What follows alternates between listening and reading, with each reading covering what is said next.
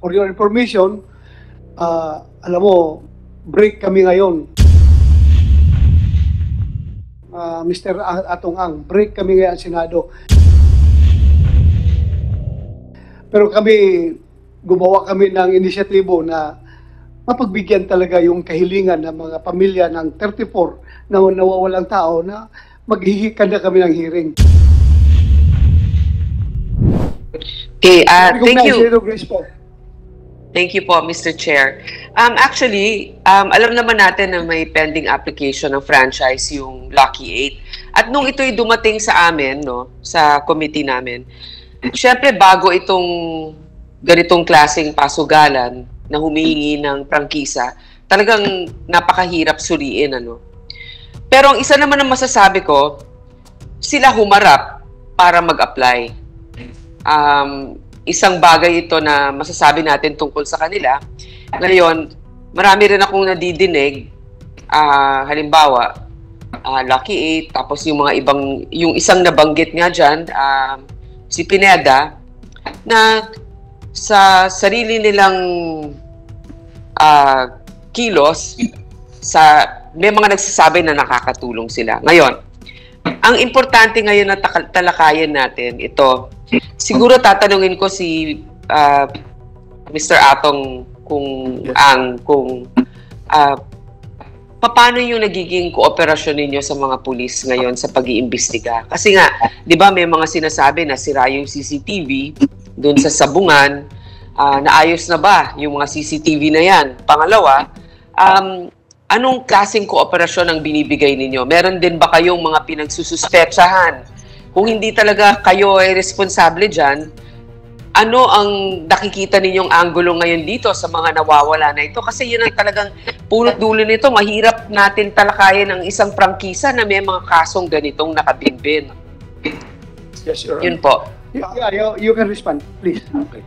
Your Honor, about CCTV, okay. Napanood ko rin po na napapagalitan din ng PAGCOR dahil sa hindi sila nag-i-higpit sa amin sa CCTV. Ang CCTV po sa PAGCOR, ang nilalagyan nila ng CCTV inside casino lang. Hindi po kasi nila teritoryo ang mismong arena eh. Wala talaga kasi sa amin studio lang po eh. Ngayon, yung pag naikukwento ko nga kung paano kung makikita niyo yung studio namin, yung hindi na kailangan lagyan ng CCTV yung mismo site namin dahil naka-video siya. Pagka nagpapalabas may video eh. Yung perimeter naman, hanggang ngayon under construction pa ho kami. Kasi nung mag-start kami ng July 15, hanggang December, may pandemic eh. Ang palabas namin kukunti lang, tapos bumibili kami ng manok, tapos konti-konti lang yan. Nakapag-start kami ng maganda, 2021, tapos nagsisimula umakyat yan, tsaka palang, tapos nalaman ko nga na mga March yata yun, napunta kami sa PAGCOR na kailangan kami i-regulate. You mean to say na yung tatlong sabungan na inoperate ninyo puro under construction pa, kaya hindi kayo nakapaglagay ng CCTV? Farm lang ho yan eh, farm. Okay. Farm. Nagsimula kami sa isang ang style ng farm kasi, bukid yan, bukid. May pader. May pader, wala. Nung una, walang pader. Ginagawa namin yan sa isang ano lang, yung rueda lang. So, yun ang ginawa namin arena. So, tapos yung mga manok, yung mga cockhouse, kanya-kanyang cockhouse yan, may mga air condition. Nung una, wala pa nga air condition eh. Nakalagay lang eh. So, within few months, nagsisimula pa lang kami ayusin. Tuloy-tuloy ang construction hanggang ngayong oras na to. Kasi tignan nyo, tsaka sa mga pulis, maski tanong nyo po sa kanila, every time na gusto nila pumunta sa amin, pinupuntahan nila kami. Never kami nag-object na imbestigahan kami. Yung sa CCTV, humihingi po ako ng paumanin. Ilang hektarya yung lupa namin sa Lipa? 33 hectares. Hanggang ngayon, pinapadiran pa. Tapos yung sa tapos namin, 10 hectares, 11. Hindi naman kami makapagpader ng ayos dati dahil yung pandemic, mahirap yung mapag-travel. Okay, for Lipa, sabi mo, open na, with the indulgence of Senator Grace mo, is it okay na this, mag-follow up lang ako? Go ahead, sir. Nakikinig lang din po ako. Thank you, Mr. Chair. Yeah, thank you. sabi mo sa Lipa, 33 hectares, tapos kinukural ninyo. How about Manila? I think this Manila Arena is already built up establishment. Manila Arena, nagawa po namin dati yan as cockpit. Hindi po nakapagsabong dyan. Santa Cruz, nakapagsabong lately lang nung pinayagan lang ng IATF. Matagal naka-stack yan, idle yung lugar eh. Kaya nga, kung matagal na rin itong walang CCTV. Wala po, kagagawa lang yan na bagong gawa lang yung arena na yan eh. Tapos inabot nga, ginawa yan nung wala pang COVID no, nung wala pang pandemic, kagagawa lang yan. Wala pa eh. Wala talaga. Pero meron na pinalagyan ko na ngayon. Ngayon, kung signal nila, pinalagyan ko kasi ginagamit na po namin, Your Honor. Yeah, Senator Lacson is recognized. Just as a manifestation, I noticed that we've been straying away from the intent of this legislative inquiry. No, parang nakalimutan na natin yung mga nawawalan sa Bungero. We're more interested in to hear from the PNP kung meron na silang progress sa investigation kasi ito yung medyo bitin last hearing. So, Yes, sir. I refer to you, Mr. Chairman. Yes, sir. Just an observation.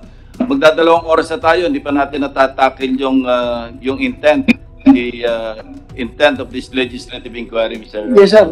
I agree with you, sir. I agree with you. Pinagbigyan ko lang ito si Mr. Atong Ang kasi inimbita natin. Pinagbigyan ko lang magsalita. But can you wrap up? Mr. Chairman, Yes. before that, so that we can move forward, siguro, i-diretso na lang ni Mr. Ang yung sinasabi niyang conspiracy. Okay na, naintindihan na namin lahat yan. Problema sa ganito, tapos yung rules, ganito ang batas. Yung conspiracy, diretso mo na yun para malaman na natin. Doon tayo, para makapunta na tayo doon sa mga biktima. Kasi gusto rin parinig ng mga biktima yung conspiracy yung sinasabi mo. Go ahead. Yes,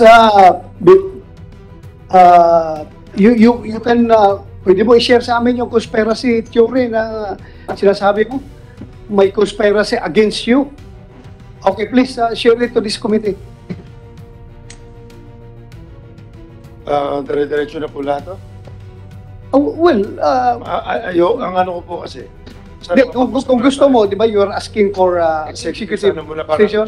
So, mamaya na yan, sa executive session, sabihin mo. Okay, so... Kung pwede tayo mag-break lang ng mga 10 minutes, Okay. nila Senator Lacson para makita. Yeah, we can give it to you. Kasi may involved din ang mga magugulo rito. Yeah, but before that, I would like to recognize Senator Franklin Dillon. Thank you very much. Thank you very much, Mr. Chairman. Just a few questions in relation to this the subject of suspicion that about 31 of our sabong aficionados have disappeared. The reports indicate, Mr. Chairman, that the motive for the abduction is fixing of the cockfights. Yun pong ng dadaya.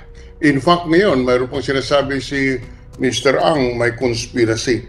So, sa aking tingin, tama po ba sabihin natin na malaki ang involved dito sa isabong kaya kailangan malinis ang pagpapatakbo ng industriya ito, matawag natin industriya.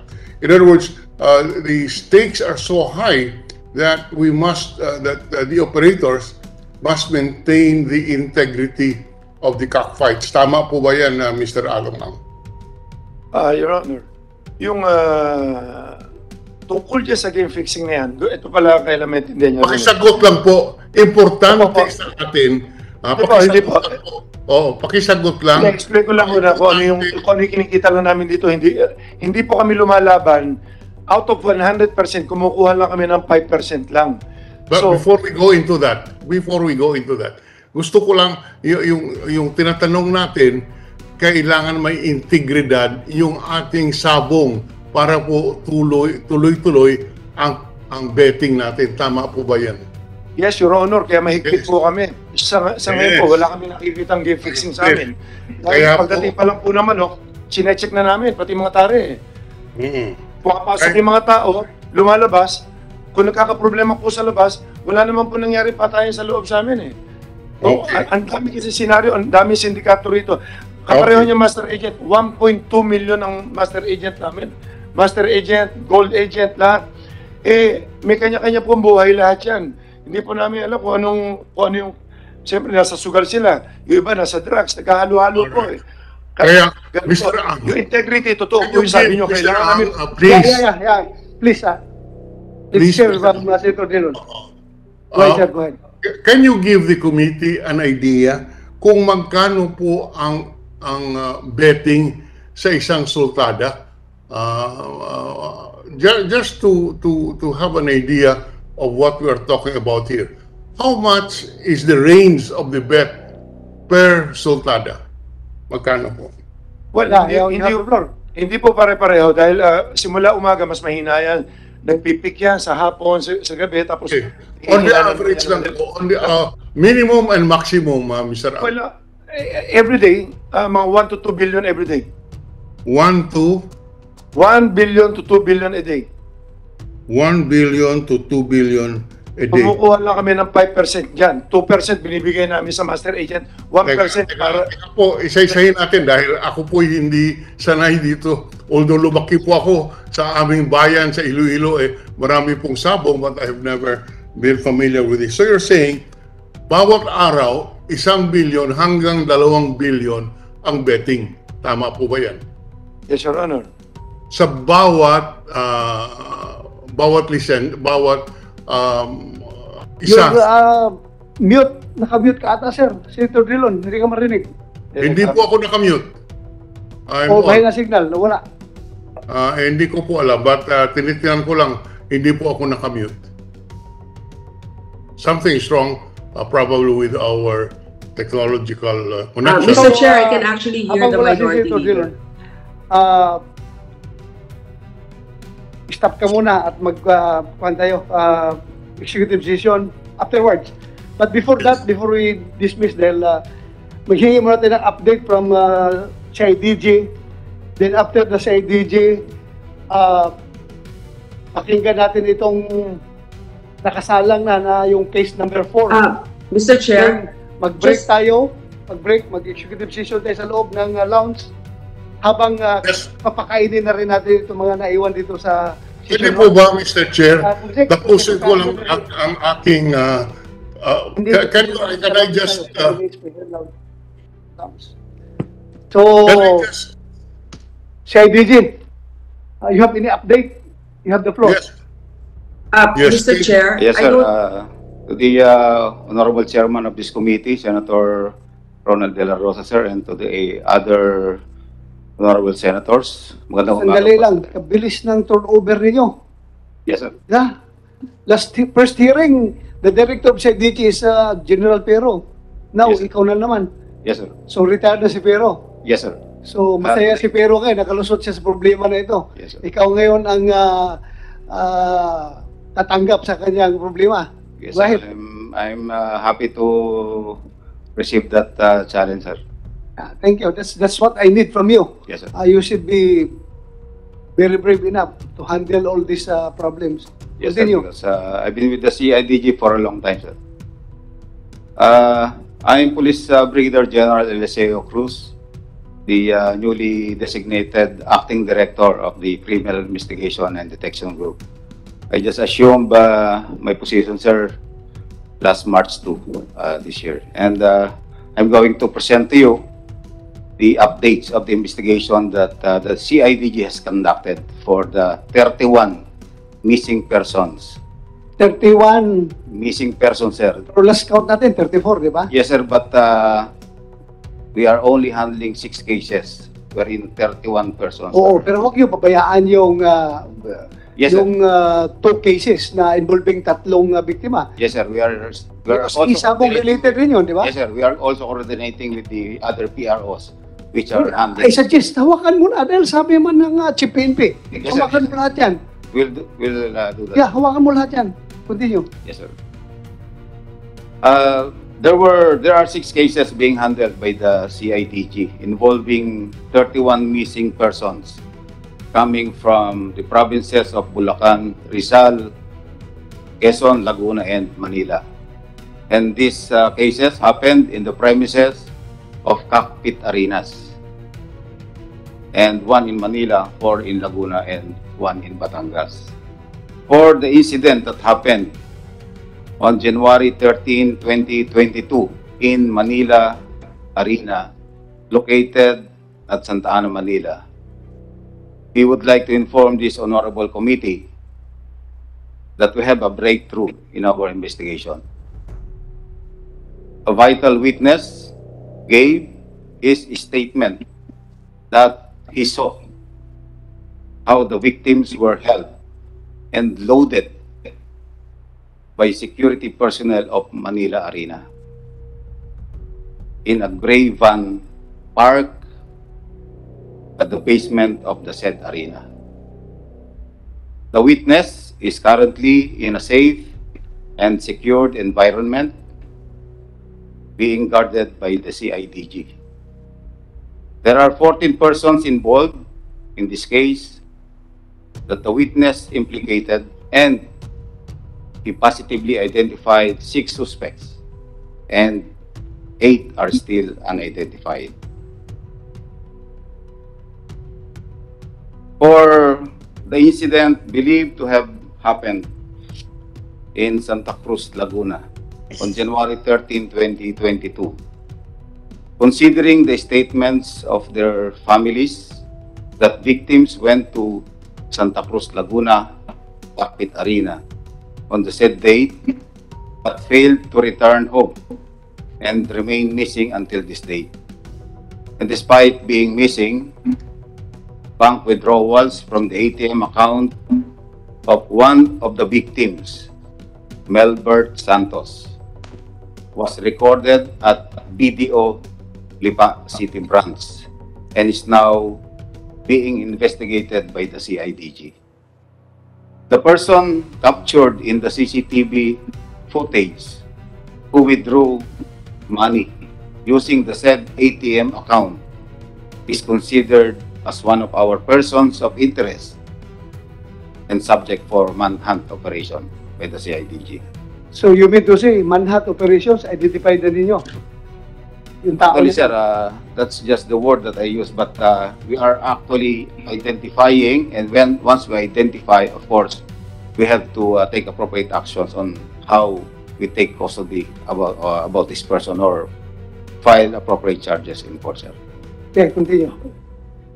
For the 6 missing persons with last known whereabouts in Royal Octodome in Lipa City, Batangas on January 6, 2022.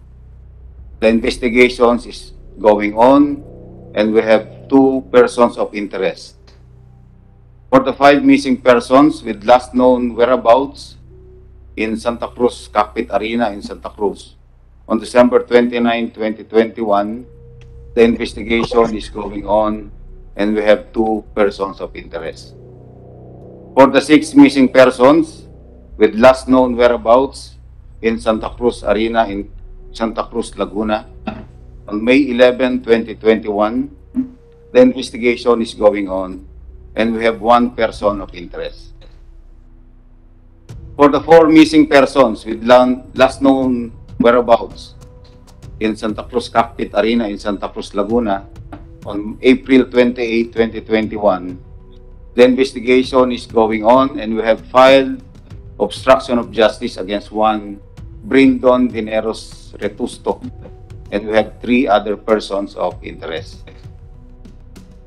These are the updates of our investigation and we are conducting continuous backtracking to gather more evidence and witnesses for the eventual solution of these cases. And we are sure, sir, the Honorable Committee and of course the Filipino people that the PNP will pursue this investigation to its fullest, leaving no stone unturned until we ferry out the truth and serve justice. Thank you very much, Your Honors. Mr. Chairman, Yes, thank you, General Eliseo Cruz. just one or two Right. questions.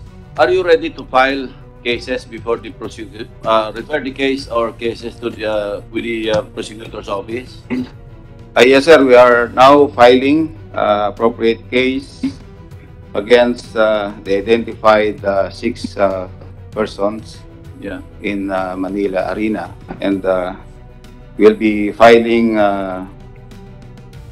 kidnapping with serious illegal detention, punishable under Article 267 of the Revised Penal Code. Just so we are understood by the victims' families, you cannot anymore conduct arrest based on Rule 113, di ba? Citizens arrest. It's no longer proper Yes, sir. to pursue these It will people and be- arrest them. You have to wait for the issuance of the corresponding warrants of arrest. Yes, sir. Kung magkakaroon ng warrants of arrest. Yes, sir. In the meantime, you will refer these cases before the prosecutor's office and let the preliminary investigation proceed, di ba? Yes, sir. That will be filed regularly before the Direct filing. City Prosecutor's Office of Manila, sir, and there will be preliminary investigation to be conducted, and subpoenas will be sent Yeah. to the identified 6 suspects. Yeah. And, Summons na lang ang tatanggapin nila from the prosecutor. yes, Para sir. maintindihan ng mga victims' families, baka isipin nila, walang ginagawa yung PNP. Because you're not authorized under the law, under the rules of court, to conduct arrest at this point in time. Yes, sir. Hindi na applicable, hindi ba? Yes, sir. Para maliwanag sa kanila. Yes, sir. So immediately, what you're telling us is you're filing cases against these people who are properly identified and positively identified, di ba? Yes, sir. Positively you're- identified by a witness And properly identified. and properly identified. Thank you. Yes, sir. Thank you, sir. Any more? Okay ka na? That's our update, sir, on the investigation, sir. Okay, thank you. Thank you very much. Sir, okay lang sa inyo. Balikan natin si Senator Drilon. Naputol kanina. Senator Drilon, sir, pasensya ka na, sir. We could not hear you. Kaya please continue, sir. Sorry. Thank you. I just want to place on record the magnitudes of the money we are talking about here, which could give rise to incidents such as this. Mr. Ang, did you say that the gross bets is about 1 billion to 2 billion? Is this per day, sir? Per day, Your Honor. Per day? Per day. Okay, 1 to 2 billion. Masyado pong, approximately, can we say 1.5 billion on the average per day? Gross bets, tama po ba yun? But depende rin no kasi sa sa araw-araw kasi malakas lang po pag Friday, Saturday. What you're saying 1 to 2 billion per day? Let's say 1.5 na, 1.6 And average. this is only for Lucky 8 or for the 7 or for the 8 licensees, Mr. Ang? Pues, sa amin lang po yan. Sa inyo lang po. Ang kabuuan po kayo magkano?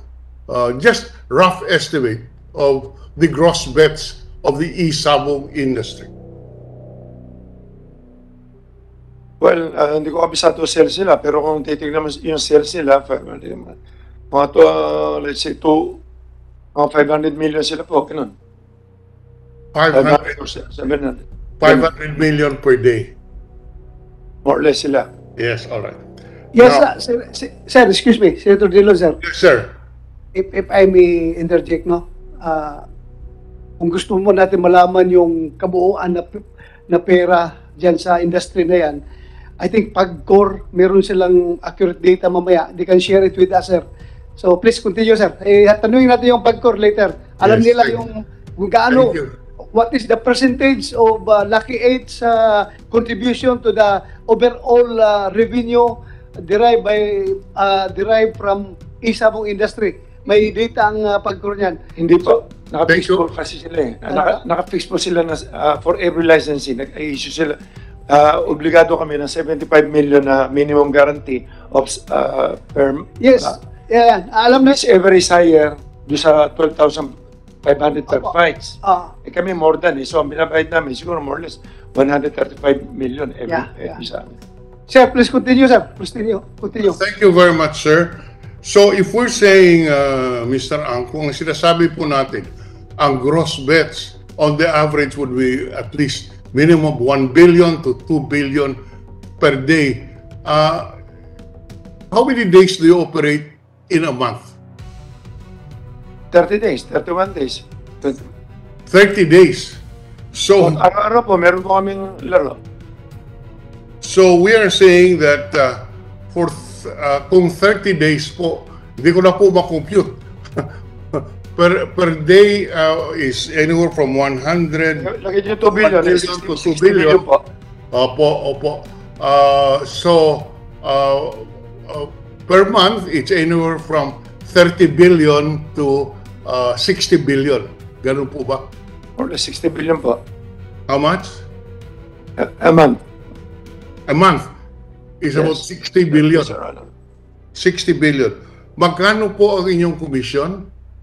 Well, 5% kinukuha namin, tapos binibigay namin sa mga agent, 2%, tapos Teka muna. Just the gross muna. At so 5% of 60 billion is roughly 3 billion per month ang commission ninyo? hindi po, ano yan eh, 5%, 6 billion, 3 billion, more or less. Okay. I'm sorry. 5% of 60 billion is roughly 30 billion per month. Ganun po ba? 66 billion, 3 billion lang po yan. Tapos 5%, that's roughly 30 billion, 30 billion per month. Ang 3 lang. 3 lang po, 3 lang. 5% lang eh. 5% of 60 billion is 30 billion, right? 3. I'm sorry. 3 lang po. 3 billion. Yan po ang kinikita ng franchisee dito. Hindi po kinikita, may ano po yung binibigay po, binabalik po namin sa mga agent 2 or 2.5, depende ho. Binibigay namin sa kanila uli mga 2 or 2.5. So, kung sa 3 billion, kung alisin mo yung kalahati, binibigay na kagad yun, 1.5 na lang matitira. Plus my expenses pa, nalagay mo 1%, alisin mo 1% yun, more or less mga nasa mga 900, 800 matitira sa isang buwan. Anyway, yes. Doon ako kunin yun sa mga pagkor, sa mga ganyan. Doon na binabayad lahat. Kaya po, kung 3 billion ang kinikita ng Lucky 8, baka po payat ang 640 million na sinasabi ng Pagcor na kanilang income dito sa Isabong. Ulitin ko lang, 3 billion per month. Even assuming that you incur expenses on this, 640 million per month of revenue by Pagcor is pittance, is very small compared to the gross income of Lucky 8. That's all that I am trying to point out. Mr. Chairman, just to pursue lang. Yes. On the Okay. clarification, Mr. Chairman, Yes, yung sir. 5%, Yes, sir. yeah, thank you, Senator Drilon. I-pursue ko lang yung point yung sa 5%. 5% Yes. for both entries or 5% for one entry? Pag pinagsama yung both entries, kaya nga without risk kami. Kung may tayong 1 million sa kabila, 1 million sa kabila, 2%, 2 million yun, minus 5% yun. So 5% sa both entries na. Total. Yun na yung gross. Hindi ito yung 5 sa one entry, another 5 for the other entry. Pareho, maski sa Pareho na yun. Thank you. So, kaya po, that's why I'm just asking yung gross per day. And from the testimony, it would appear that the gross income per representation and in the absence of any proof to the contrary, we accept that as the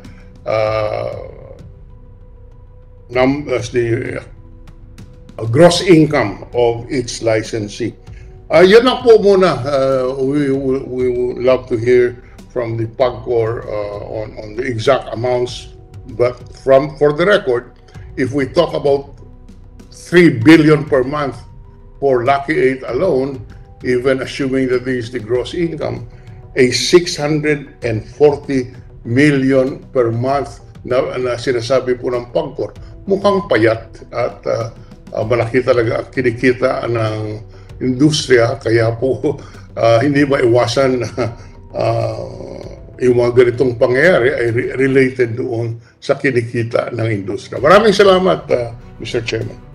Thank you, sir. Thank you. Right, sir. Senator Lacson. Yeah, ang sabi ng Pagcor kanina, I was taking notes, from April to, ito yung last year, parang ang average na remittance sa PAGCOR, 400 million per month. How much? How much? And then for last year, from April, I think hanggang December, parang average 400 million pesos per month ang remittance. Mhm. Okay. January to date, nag-increase ito sa 640 million per month.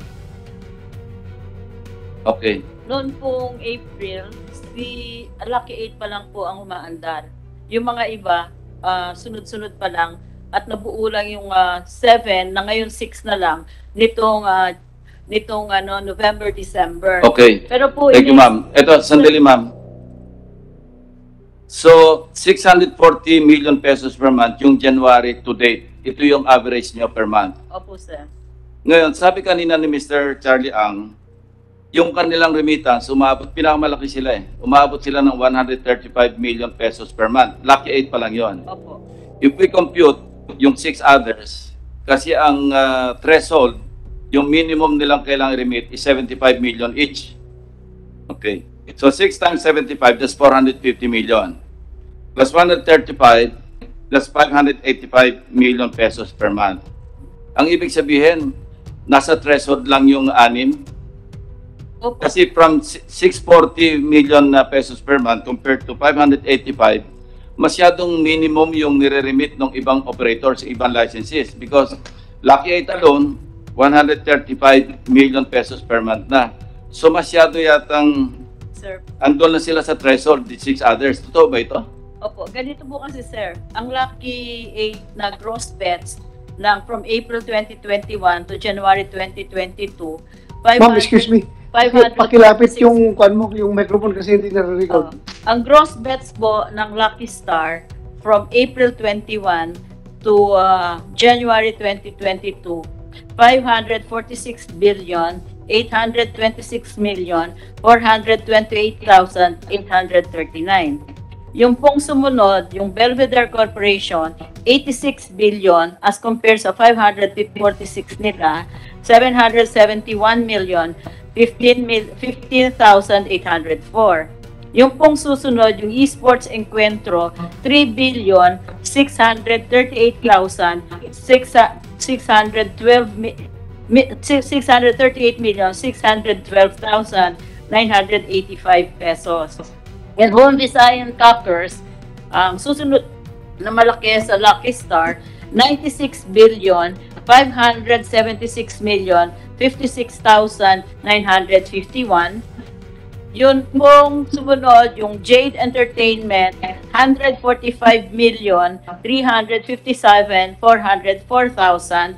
Yung New Win Cockers, 1 billion 205,219. 205,219,683. Yun hong Philippine Cocking International, 6 billion 856,263,554. Ito pong Golden Buzzer na nasuspende na ngayon kasi hindi nila ma-meet yung 75,746,350,941. Katulad po nung sinasabi ni Mr. Ang kanina, yun po kanilang gross na 3 billion. Sinasabi po niya na may percentages silang binibigay sa iba-iba pang government offices, pera lang po sa PAGCOR. Sa PAGCOR po, dahil nga bago ito, initially, pinag po namin 12,500 per fight ang aming charge or 75 million per month minimum guarantee fee, whichever is higher. So, yun po ang, pwede po namin isubmit ito. Talaga pong pinakamalaki, almost 90% po, ang Lucky 8. Sige, again, Thank you, ilang Mr. percent? Chairman. Ilang percent? Kukompute ko lang, sir, para sigurado. Oh, sige. So, Ma'am, wala kayong planong taasan yung threshold? Meron po, sir. Ang binabalak po namin ay taasan siguro po yung per fight. Kasi kung tataasan pa po namin yung threshold ng 75 million minimum guarantee, magiging monopoly po dahil yung mga nakauna malalaki na talaga at kaya po yun. Yung mga iba na maliliit pa na nag-struggle and they're trying to enter the business, hindi po nila makayanan kaya automatically hindi po sila makakasali. Yun po ang aming teorya. Ayaw po namin ng may monopolya o may monopoly or something. Thank you, ma'am. Thank you, Senator Tolentino, you have the floor. Yes, just last question addressed to our electronic money issuers, EMIs. Nandito ang Paymaya, nandito ang GCash. Napapag-usapan na natin konti itong detalye. Magkano po ang kinikita per day, per month ng GCash dito sa Isabong? Ganon din ang tanong ko sa Paymaya. Thank you, Mr. Chairman. Good morning, Mr. President. You are Paymaya or GCash? I am from GCash, Your Honor. Thank you. Please introduce yourself. I am Attorney Gilbert A.S. Cotto from GCash, Your Honor. Go ahead. I don't have the exact figure to answer the question, Your Honor. Excuse me, attorney. May request dito nga kung pwede, garbol ang dating eh. May harang naman tayo. Tanggalin mo muna yung habang nagsasalita. I apologize, Your Honor. Thank you. I don't have the exact figure, Your Honor, to answer the question of the Honorable Senator Francis Tolentino. But I am willing to submit to the Senate committee the documents that would answer the question, Your Honor. Thank you. Mr. Chairman, after the break, we can ask the representative from GCash to provide us the figures. He can call. He can ask his superiors how much is Yes, we can do that. the income. The same is true with Paymaya. If Paymaya is willing to divulge the figures right now. Yes, Your Honor. I also cannot give you the specific data, no? But I understand that Paymaya only onboarded or accredited this Isabong licensee as of February this year. But after the break, Your Honor, I will consult and maybe they can provide the data needed by this committee. So, also GCash, can you provide after the break? Kaya mo? Kasi kaya mo daw ng Paymaya, yung Your GCash. Honor, can I ask for at least 1 day, Your Honor? I don't think I can. Mabuti pa si Mr. Ang na-provide. Ikaw, nahirapan ka mag-provide. So, Yes, sir. Mr. Chairman, siguro isama na rin natin yung income generated from international debtors sa GCash and Paymaya. Yes, we can do that. When you say, Senator Tolentino, na income generated from Share the percentage generated by Paymaya and GCash coming from international debtors, offshore debtors. Sir, Senator Tolentino, what we are regulating in PAGCOR and the figures I gave to you are based only on local bets. No, not one of the operators is licensed to accept offshore betting. Pero ma'am, maraming tumataya sa Opo, OFW natin. Maraming illegal po yun, sir. Yun po yung napupuya, minamonitor. dumadaan sa AMIs, dumadaan sa GCash, etc. So, can we have a figure? We're not saying that you're tolerating it. Yes, We're not sir. saying that you're violating something. We are just asking the electronic money issuers, the non-bank financial institutions, if they can provide us a figure of how much percentage they are generating from bets coming from overseas. Yun lang po, Mr. Chairman. Hindi natin pinag-uusapan kung may nag-violate o ina-allow. Hindi po yun. Okay, Paymaya promised after the break, we can have it.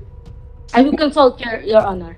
Okay, And if they give it to us, I will provide the committee. okay. Then Thank you. GCash, tomorrow, Your 1 day. May we ask for a reasonable time to comply because I think it may take Kaya, what is reasonable for you? 3 to 5 days, Your Honor. We'll just submit the Weekend na yun. Masyadong matagal yun. Mahirap ba mag-compute? Mahirap naman, everything is computer generated, di ba? We will ask our office, Your Honor. Kaya nga ng Paymaya after the break eh. Kasi everything is computer, pindot-pindot ka sa computer, nandiyan na yan. I will try to ask the office, Your Honor. So kailan? At Kailan? least a day, Your Honor. A day. So tomorrow, we are expecting that tomorrow. Yes, Your Honor. Oh, thank you. Paymaya after lunch, after break. Yes, Your Honor. Okay. We are consulting them right now. Okay, thank you very much. So, Continue. Before we go on a break, it will be an executive session in the presence of Mr. Charlie Ang. Yes. Yes, I'd like to ask, for the record, Mr. Charlie Ang. Yesterday, you went on YouTube. It went semi-viral with you saying that mahirap dito, ang daming mga politikong nakikialam sa mga investigation. Are you referring to this panel or the personalities present here? Kasi makakaharap ka namin sa tanghalian, tapos masama pala ang loob mo sa amin. So kami ba yung lumalabas sa YouTube na galit ka, na di umano may maraming politiko na hindi ko mahaba yung YouTube mo eh. Are you referring to us? Just for the record. Pwede ko po makita yung YouTube na yun. Kasi baka interpretation nyo lang yun. Hindi ko alam yung sinasabi niya, Your Honor. Lumabas po yung kahapon at di umano ay mahaba yung sinabi mo. It was shown to me. So perhaps you can ask your colleagues, whoever videoed you there, baka it was taken in your off moment time na galit ka sa mga nag-iimbestiga. So yun lang gusto ko maliwanagan. Kung wala ka maalala, galit ka ba sa amin? Hindi po ako pwede magalit. Mga kaibigan ko may mga pinagsamahan po tayo maski pa paano eh. Ba't ako magagalit? Your Honor, tsaka wala po ako nilalabas sa video. Ang huling-huling video ko, yung huli nga na sinisita ko na nung nagpahuli ako sa mga NBI tsaka si IDG. Yun na isang i-explain ko mamaya. Na nagte-threat daw ako. Hindi ako nagte-threat eh. Nagte-threat ako doon sa mga, ang dami na namin napahuli. Sa NBI tsaka si IDG. So in short, hindi ka galit sa amin, ha? Impossible. Okay. Lahat po kaibigan ko. Thank you. Hindi ka galit. But please, review that video. Dahil ang dating kay Senator Tolentino kasi, medyo galit ka sa mga politiko na nag-imbestiga itong insidente na ito. Well, for your information, alam mo, break kami ngayon, Mr. Atong Ang, break kami ngayon sa Senado. Pero gumawa kami ng inisyatibo na mapagbigyan talaga yung kahilingan ng mga pamilya ng 34 na nawawalang tao na maghihikan na kami ng hearing. Kaya sana huwag mong personalin yung aming pagkakandak ng hearing. Trabaho lang po ito. Walang personalan. Kaya sana hindi ka magalit sa amin, ha? Your Honor, gusto ko nga para maklear naman kami. Okay. Gusto ko. Saka, never ako magalit sa politiko kasi lumaki na ako na puro politiko rin kasama ko eh. Actually, may mga pinagsamahan nga tayo lahat, maski pa paano. Ba't ako magagalit? Wala naman kayo masasabi sa pagkatao ko. Okay. Ba? Thank you. Mr. Chairman. Go ahead, Senator Pimentel. Yung sasabihin ba ni Mr. Ang sa executive session, hindi mo kaya sabihin dito sa open session? Andiyan, parang naririnig tayo ng regional director ng NBI. Baka may informasyon siya makuha ron. Ayan namang si director ng CIDG. Hindi ba pwedeng sabihin mo na lang yun sa open session? Kung pwede ko po sabihin, basta pinihagan niyo ako sabihin ko sa open, okay lang. Suggestion ko lang kung pwede sabihin mo na sa inyo, saka yung sabihin sa akin kasi baka naman mali. At isingila ako na advice. Hindi, ganito eh. Ang sasabihin mo are some facts na alam mo, some opinion. Basta wag ka lang manira ng tao na openly libelous na so ano masama, di ba? Hindi ka naman sasadya na sisiraan mo yung tao na walang ka-basis-basis. So, kasi I'm sure marami interesado kung ano sasabihin mo, di sabay-sabay nang marinig ng lahat. I'm sure na si chairman namin is accommodating your request. And then nag-request ka kasi may agam-agam ka na baka hindi mo pwedeng sabihin in open session. Pero kung kaya mong sabihin in open session, I suggest wag na tayo mag-executive session, open session na. Gugulo talaga, mas maganda. Okay, sige. So request mo yun. Gugulo talaga. The chair considers your point. Pakinggan ka namin in executive session. Anyway, yung tanong ko, wala namang right or wrong answer, opinion, yung position. Okay. Sige. One last, mag-break na pa kami sa chairman. Tanungin ko lang si Police Major General Cruz na si IDG. Yeah, go ahead. So, I'd like to congratulate him kasi meron na mga tinatawag na breakthrough, sir, no? Maybe work ng predecessor mo pa to, pero you were part of this. 6 already identified, sabi mo 14 suspects dun sa Manila Arena. At doon, nakalimutan ko yung date nitong event. Sabi mo sa basement sila January 13 case, is that the case number 1? January 13. Pero kung mga Yes, Your Honor. security guards po to lahat, more or less yung 14. Yes, Your Honor. So- They are all part of the security. Security, di ba? So, siguro alam natin na hindi pa to case closed dahil mukhang mga nautusan lang po yan. Hindi po, I assure na hindi pa yan ang mastermind. Tama ba, Police Major General? We are, right now, sir, we are just basing our actions on the testimony of a witness and, Correct. and So, other evidence at hand. So, yeah, ako lang. Ito lang pakiramdam ko. Medyo malayo-layo pa ito na matapos. Because imagine 14 security guards abducting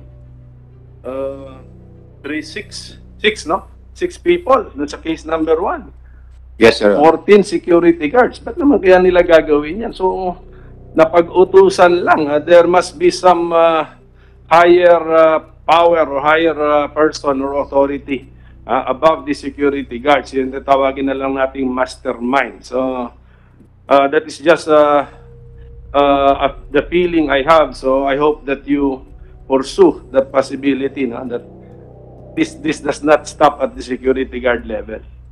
Yes, Your Honor. That's always the course of our investigation in CIDG. When we investigate crime, we make sure that everything is checked and kagaya nga po ng kasabihan, we will leave no stone unturned in the investigation. Thank you. Anyway, Senator Pimentel, the management of Manila Arena is also invited. Andito, di ba? Komisek, the manager of Manila Arena. For the record, sir, we have invited them. Okay, so andito sila. Check, sir. Okay, thank you. So from here, ma'am, siguro mas maganda mamaya na kayo na may pagbigyan after the break. Kain muna tayo. Okay lang sa inyo? Kain muna tayo. Kumsik, please bigyan ng pagkain yung mga resource persons natin. Habang nag-break tayo, kami, executive session sa loob with Mr. Ang. Yes, sir. We'll comply, sir. Okay, thank you.